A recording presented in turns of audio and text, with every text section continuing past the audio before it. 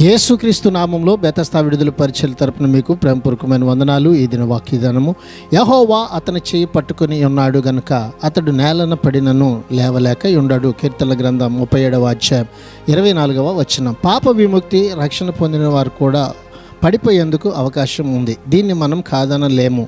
Bible ఈ విషయంలో అనేక ఉదాహరణలను ఇస్తుంది. అయితే వారు పూర్తిగా దేవుని తోడు నుంచి కుప్ప కూలిపోయి రక్షణ పోగొట్టుకోరు, నరకానికి ఎంత మాత్రంను వెళ్ళరు. ఎందుకంటే దేవుడు వారి చేయి విడిచిపెట్టడు. సామెతల గ్రంథం 24వ అధ్యాయం 16వ వచనం ప్రకారం నీతిమంతులు 7 మార్లు పడినను తిరిగి లేచును, ఆపత్కాలమునందు భక్తిహీనులు కూలుదురు. ఈ దిన వాక్యమును బట్టి ప్రభువు ఎంత మాత్రమునో మనల్ని చేయి విడిచిపెట్టే దేవుడు కానే కాదు. ఒకవేళ ఏ స్థితిలో నువ్వు కృంగిపోయి ఉన్నా నీ చేయి పట్టి లేవనెత్తే ఒక మంచి దేవుడు ఈ దినమున నిన్ను బలపరచబోతూ ఉండగా ఆయనకే సమస్త మహిమ కలుగునుగాక. ప్రార్థన.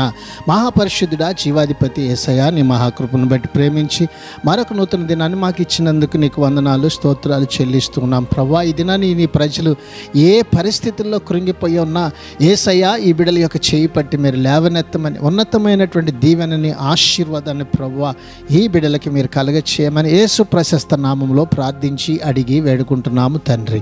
ఆమెన్.